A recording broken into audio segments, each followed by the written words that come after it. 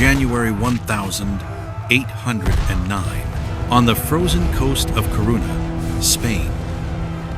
A man lies bleeding beside the ramparts. Around him, the thunder of muskets fades into the Atlantic wind. He whispers one final question: "Have I done my duty to England?" By dawn, his French enemies will erect a monument in his honor. He is Lieutenant General Sir John Moore, the soldier who redefined what it meant to fight with honor.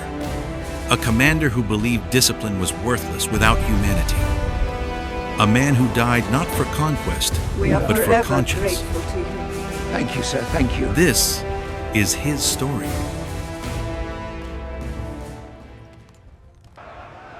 John Moore was born in 1761 inches. Glasgow, Scotland, a city of scholars, shipyards, and restless ambition. His father, Dr. John Moore, was a philosopher and physician, one of the Enlightenment thinkers, who believed that reason could civilize even war itself. John was never meant to be a soldier. He was taught Greek, Latin, and moral philosophy, raised to think, not to fight. But history has a way of drafting its own soldiers. At 15, while Europe trembled under imperial rivalries, young Moore joined the 51st Regiment of Foot. He was barely tall enough to carry a musket. What he lacked in experience, he replaced with a quiet, burning sense of duty. In 1776, Moore sailed to North America into the chaos of the American War of Independence. There, among the forests of Pennsylvania, he saw villages burned and prisoners executed. He learned early that war was not glory, it was survival and choice. He once wrote home, "The enemy of today may be the friend of tomorrow. Victory bought with cruelty is victory already lost." When Britain finally withdrew from America, Moore returned home with a new question. Could a soldier remain honorable even in a dishonorable war? The ideals we debate today are not... Back in Britain, Moore served 6 years as a Whig member of Parliament, arguing for liberty, reform, and the rights of common men. But politics felt hollow compared to the realities he had seen in the colonies. By 1790, he returned to military life not to seek promotion, but to change the army itself. He served in Corsica and the West Indies, enduring tropical heat, malaria, and the endless grind of imperial war. There, he discovered that disease killed more men than musket fire. To Moore, the problem wasn't courage, it was care. He began to believe that an army's true strength lay not in punishment, but in preparation. His philosophy would later reshape the entire British military. When assigned to the coastal town of Shorncliffe, Kent, Moore found his chance. What began as an ordinary training camp became the cradle of modern light infantry tactics. Moore abandoned the rigid parade formations of the 18th century. Instead, he taught his men to think independently, move silently, and fight as individuals within a team. The 43rd, 52nd, and the new 95th Rifles were his students, soldiers trained not only to obey, but to understand. He drilled them in marksmanship, mobility, and self-discipline, but more importantly, he gave them something no manual ever had: respect. He ate with them, slept among them, punished cruelty, and rewarded merit. A rifleman later wrote, "He made us fight, not out of fear, but out of belief." At a time when most officers treated soldiers as expendable tools, Moore treated them as citizens in uniform. That idea, radical for its time, would outlive him by centuries.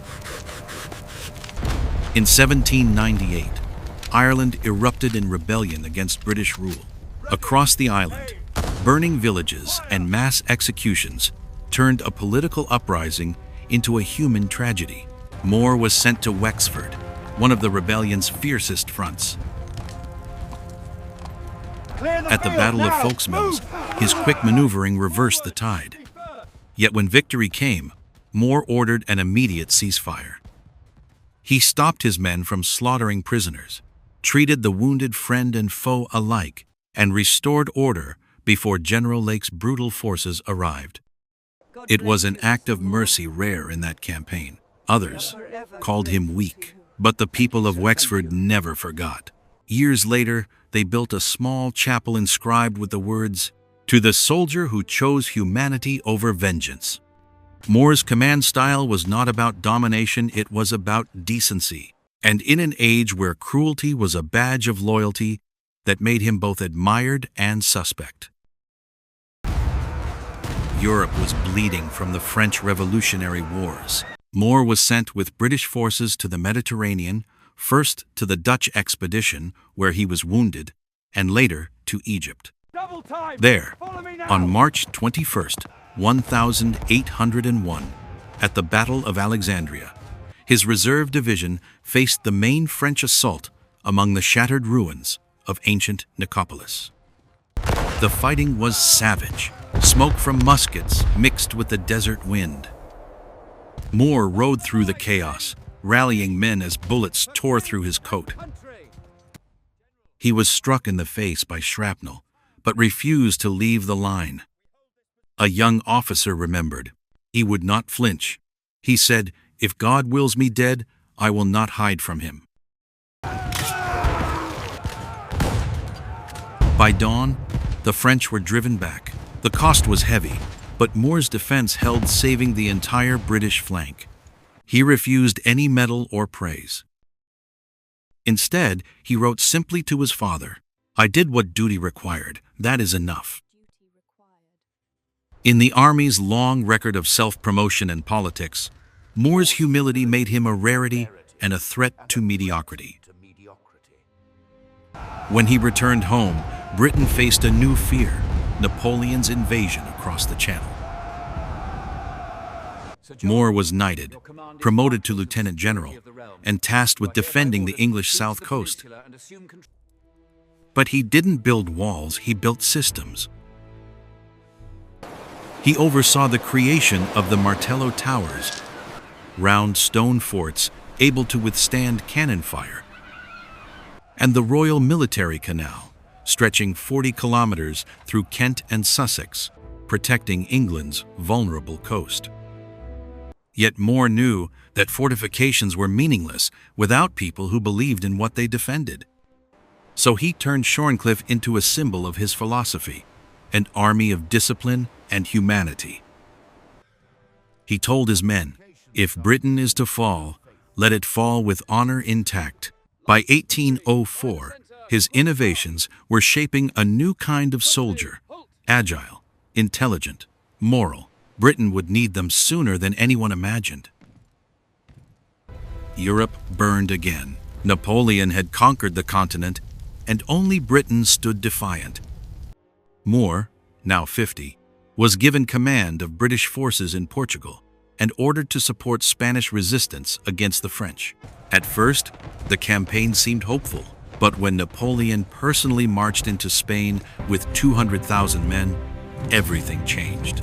Madrid fell, the Spanish armies collapsed, and Moore, isolated with barely 30,000 soldiers, faced annihilation. He made a choice that defined his life: retreat. Prepare the men. Not in panic, but in strategy.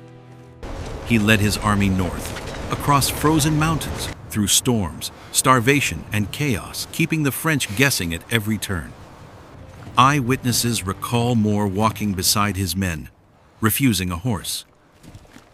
He shared their rations, endured the cold, and punished officers who abandoned their troops. When ammunition ran out, he shouted, "You have your bayonets, remember Egypt!" His men followed, half-starved but unbroken.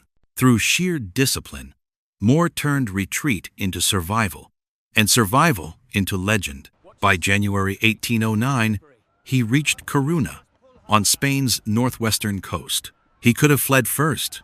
Instead, he formed a defensive line, ensuring his men would board the ship safely. The French, believing the British were finished, attacked. Moore stood on the ramparts and gave his final command. We hold and we go home. January 16th, 1809, the Battle of Corunna. Cannon fire thundered across the harbor. Moore led 2 regiments back into the village of Elvina, retaking it at the point of the bayonet. Then a blast. A cannonball struck his shoulder, tearing it apart. He fell, but his voice remained calm. Carry me off, but do not let the men see me fall. As he lay dying, news arrived the army had held. The evacuation succeeded. Moore whispered, I hope England will be satisfied. I hope my country will do me justice. To England? He was buried that same night on the ramparts overlooking the sea. No drum, no fanfare, only moonlight and silence. When Marshal Soult, his French adversary, learned of his death, he ordered a monument built on the spot. It read simply, "To a brave enemy and a noble man." Even Napoleon later remarked, his talents and firmness alone saved the British army from destruction. He was a brave soldier, an officer of merit. Moore's death was immortalized in Charles Wolfe's poem, The Burial of Sir John Moore at Corunna, ending with the haunting lines, "Slowly and sadly we laid him down, from the field of his fame fresh and gory. We carved not a line, we raised not a stone, but we left him alone with his glory." John Moore left behind no fortune, no heirs, only an idea. At Shorncliffe, his students, the Light Infantry and the Rifles, carried his lessons into the Peninsular War, becoming the backbone of Wellington's victories. Moore's doctrine, soldiers as thinkers, not machines, became the foundation of modern British infantry training. He taught that leadership was service, not privilege, that discipline and compassion were not opposites but partners. His name still echoes across the British Army. The Shorncliffe Barracks stand in his honor. The 95th Rifles, born from his reforms, evolved into the elite Green Jackets and modern commandos. Streets, schools, and regiments across the Commonwealth bear his name. But perhaps his greatest legacy is moral. He proved that in a century of empires and blood, integrity could survive the battlefield. John Moore never sought glory. He sought decency in an indecent age. He fought not to conquer, but to preserve something pure within the act of war itself.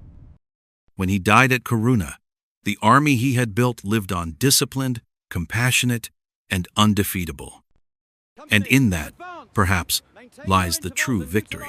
He fought with honor, he led with heart, and in the silence after battle, he stood alone with his glory, called to action.